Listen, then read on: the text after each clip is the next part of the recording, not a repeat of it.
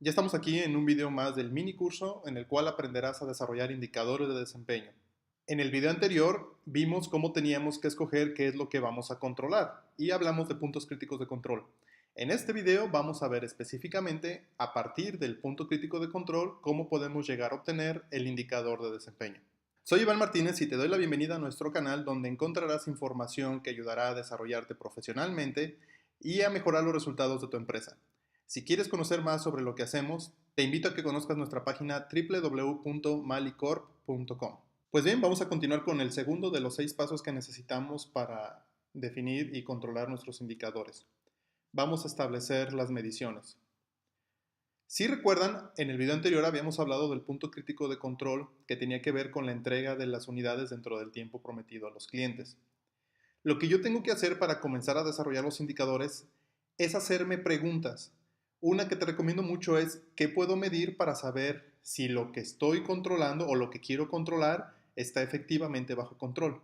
En este caso estamos poniendo 4 posibles respuestas a esa pregunta. Una podría ser el cumplimiento de la fecha compromiso, que obviamente si yo controlo el cumplimiento de la fecha de compromiso, mi punto crítico de control voy a saber si está bien o no. Si yo mido la satisfacción del cliente, es otra manera como lo puedo tener bajo control.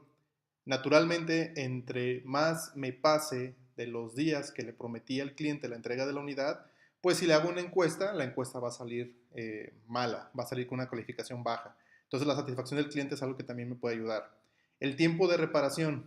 Si yo mido todo mi proceso de reparación de las unidades y ese tiempo, por ejemplo, está dentro de un estándar esperado, pues puedo asumir que si estoy reparando dentro del estándar, es mucho más factible que entregue las unidades dentro del tiempo prometido, porque el tiempo prometido tendría que estar basado en ese estándar. Otra podría ser medir cuántos días nos atrasamos en la entrega. Si yo estoy verificando cuántos días estoy entregando atrasado, pues obviamente entre menos sea esa cantidad de días, yo sabría que las entregas de unidades están dentro del tiempo prometido. Aquí lo que necesito que analices es que no hay una respuesta única. Yo podría tomar cada una de estas respuestas a esa pregunta y de aquí derivar indicadores de desempeño, porque la misma respuesta me está dando la clave sobre el indicador que yo podría tener. En este caso, la que vamos a escoger es la última. Y más que nada lo estamos haciendo para que veas que no implica que nos vayamos siempre por la más lógica o la más fácil de medir. Vamos a ver aquí cuántos días nos atrasamos en la entrega.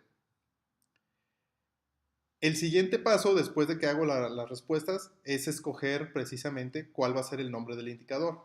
Si yo escribiera cuántos días nos atrasamos en la entrega como nombre de indicador, la verdad sonaría muy raro. Entonces simplemente lo tengo que parafrasear, tengo que acomodar un poquito la semántica y en este caso decidí ponerle días de atraso en entrega. Podría ser también días promedio de atraso en entrega si quiero tomar en cuenta todas las unidades que estoy reparando. Cuando tú hagas por primera vez el proceso puede ser que te resulte un poquito complicado, sobre todo cuando nunca lo has hecho. Lo que me interesa que veas es la metodología que estoy usando. Defino el punto crítico de control, pregunto qué puedo medir para saber si está bajo control y de acuerdo a las respuestas escojo cuál podría ser el indicador de desempeño. Puede ser más de uno, aquí solamente estamos tomando uno de ellos para hacer más sencillo el ejemplo. Entonces lo que sigue sería el paso número 3. Una vez que ya establecí cuál es mi indicador, en cuanto a nombre, tengo que establecer el estándar de desempeño. O sea, no se trata simplemente de que diga, este es el indicador, este es el nombre, se oye muy bonito y ya quedó. Tengo que definir desde dónde hasta dónde voy a medir ese indicador o qué es lo que implica medirlo. Entonces, para esto, me tengo que preguntar como un paso 4 dentro de este esquema de establecer el estándar, me tengo que preguntar si hay información histórica y si se puede obtener. Aquí lo importante es que yo tengo que analizar, de acuerdo al indicador que definí, qué información histórica es la que tendría que buscar. La que aplica en este caso es la siguiente. Hay que obtener registros de fechas de entrega de unidades y qué fechas se comprometieron al cliente y sacar la diferencia en días. Con eso yo ya puedo empezar a obtener historial para saber dónde estoy parado. Aquí algo importante es que la información histórica puede buscarse de 3 a 12 meses atrás como mínimo. Depende mucho del indicador. Si tú no tienes información de un año o más de un año, pues con 3 meses por lo menos es suficiente.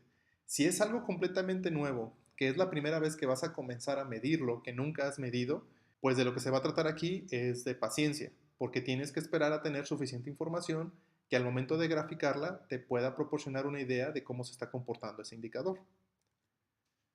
Ok, esta tabla que le llamamos matriz de indicadores, otra manera de conocerlo es como una matriz de medición, es la que te va a ayudar a darle seguimiento a todos los indicadores que vayas desarrollando. Esta tabla se ve mucho mejor con datos, entonces vamos a ponerte un ejemplo ya más específico hablando del indicador que definimos. El tipo es un indicador de proceso, aunque esa primera columna no es 100% necesaria, pero para que la tabla tenga más información y sea más clara, sobre todo si apenas están comenzando con esto, es bueno tenerla. La siguiente columna es el nombre, días promedio de atraso en entregas de unidades. Aquí si te fijas ya le puse la palabra promedio. Después yo acostumbro poner una columna de descripción porque sobre todo cuando hay personas nuevas, a lo mejor personas que acaban de ingresar a la empresa, es importante que les quede claro a qué te refieres con el nombre, a qué te refieres con ese indicador. En este caso, la descripción es que ese indicador considera el promedio de atraso en días de entrega de unidades a partir del cumplimiento de la fecha compromiso.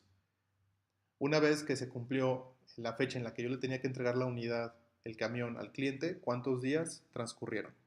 Esta descripción puede ser tan larga o tan corta como tú quieras, pero tiene que ser clara para la persona que la está leyendo. El responsable de medirlo, como puedes ver aquí, en el responsable de medirlo, yo metí tanto el departamento como el nombre. Obviamente aquí el nombre está inventado, pero tiene que haber nombre y apellido, tiene que ser una persona quien lo haga. De repente me ha tocado ver que en esta parte las empresas están acostumbradas a meter 3, 4 nombres, por lo general 2, y dicen, es que es un trabajo en equipo. Eso es algo que no te va a funcionar. Tiene que haber un solo responsable. El responsable de medirlo significa quién va a ser la persona que va a obtener la información y que nos va a ayudar a analizarla. No significa que va a ser el responsable de que el indicador mejore o que si el indicador va mal, esa es por culpa de esta persona. El responsable de medirlo es quién nos va a ayudar a obtener en cada periodo de tiempo el resultado del indicador. Por eso es importante que sea solamente una persona, sobre todo en nuestra cultura latinoamericana, para no estarnos echando la bolita. Periodicidad es cada cuándo lo vas a medir, en este caso es mensual.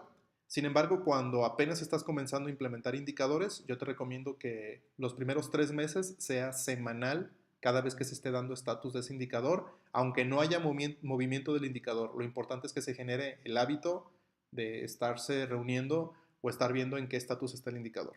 La forma de medirlo se refiere a la fórmula, tal cual. Aquí también podrías ponerle fórmula. Y en este caso es la fecha compromiso menos la fecha de entrega. Esta es una fórmula que puedes meter directamente en Excel. O aunque no manejes Excel, simplemente lo haces a mano. Y abajo estoy explicando que el total de cada camión se suma, o sea, para tener la suma de todos los camiones, y se divide entre el número de camiones porque estamos hablando de días promedio. La línea base es importantísima.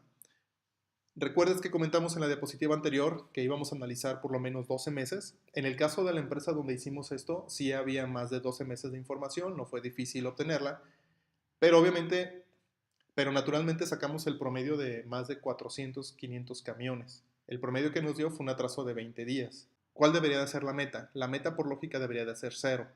Tú tienes que ser muy inteligente en la forma en que vas a transmitirle a la gente cómo tienen que lograr la meta o cuál va a ser el proceso. Para eso vas a utilizar esta columna que se llama criterios o rango. Si observas, estoy poniendo en una especie de semáforo, mal, regular y bien, rojo, amarillo y verde, respectivamente, diferentes niveles de calificación o de resultado que podría obtener el indicador y cómo lo voy a interpretar. Debes decirle a la gente cómo debe de interpretar el indicador. Esto no puede quedar a criterio de cada quien. Para evitar eso, para evitar esa ambigüedad, debes de establecerles cuál es el criterio que vas a tomar. Por eso dice, de menos 20 en adelante está mal. En adelante significa que tuvieras menos 21, menos 22, menos 23, etc. Obviamente no podemos aceptar algo peor a lo que es nuestra línea base. De menos un día a menos 19 días, regular, significa que estamos en ese proceso de mejora.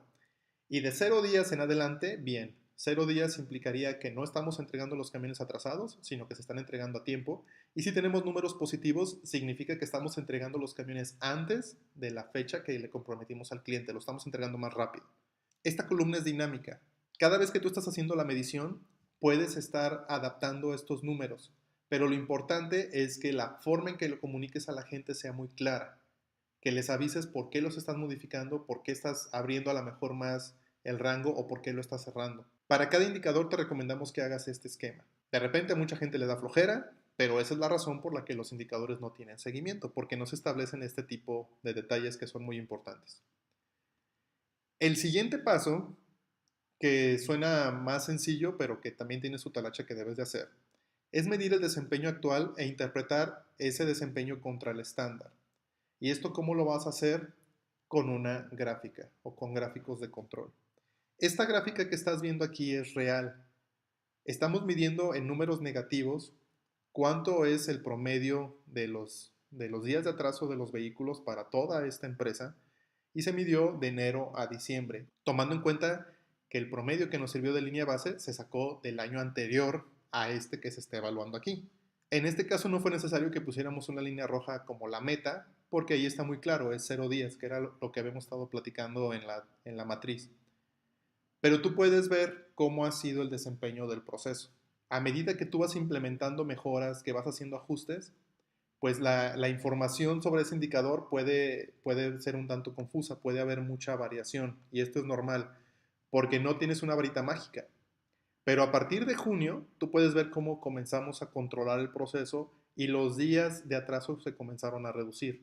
Hasta el punto que un año después de esta gráfica se empezaron a entregar algunas unidades antes de la fecha prometida al cliente. Esto puede representar un reto para muchas organizaciones y muchas gerencias y jefes de área. Si no tienen la suficiente confianza en las metodologías y no tienen la suficiente confianza en el proceso, yo podría ver una gráfica como esta y decir, oye, esto no está funcionando, en marzo volvimos a caer a menos 19 días, detengan todo, esto no sirve para nada, vamos a seguir como estábamos. Pero la parte importante de todo lo que hemos estado viendo a través de estos videos es que tú confíes en el proceso, que confíes en el ciclo que te estamos mostrando aquí. Ese ciclo donde dice que aquellas acciones que hagas debes de volverlas a evaluar y ver qué resultados te están arrojando. Y si no funciona, debes de hacer las modificaciones y volver a medir y volver a medir una y otra vez hasta que puedas meter tu proceso en control. Si tú tienes la paciencia necesaria y sigues la metodología, vas a controlar tu proceso. Pero no es algo de magia. Tienes que esperar el tiempo que sea necesario. En este caso llevó 6 meses poder controlar el proceso y poder entregar resultados que hicieron de esta empresa sobresaliente a todo nivel occidente en los tiempos de entrega de unidades. Aquí te podemos seguir dando ejemplos de cómo a través de gráficos puedes observar cómo se va mejorando el proceso, pero la realidad es que no queremos sesgarte con respecto a qué gráficos debes de usar en qué condición. Va a haber mucha más información en el canal donde tú puedas ver ejemplos de qué gráfico usar, de acuerdo a qué tipo de indicador y de acuerdo a lo que tú quieres medir. En este caso solamente te estamos mostrando la metodología general. Lo que vamos a ver en el siguiente video es el enemigo número 1 de la calidad, que tiene que ver con la variación. Voy a regresar un poco a la diapositiva anterior. Esa parte que está de enero a junio, que tuvo mucha variación, es la parte que uno tiene que controlar, porque la variación es el enemigo número 1 de la calidad o del control de los procesos, es prácticamente lo mismo. Si ya llegaste hasta aquí, te recomiendo que veas ese último video y que sigas pendiente de todo lo que vamos a estar subiendo al canal con respecto a este tema. Como siempre, muchas gracias por el tiempo que le dedicaste a ver nuestro video. Si te gustó, dale un like y compártelo con aquellas personas que creas que les puede interesar. Nos vemos en el siguiente video de la serie. Hasta luego.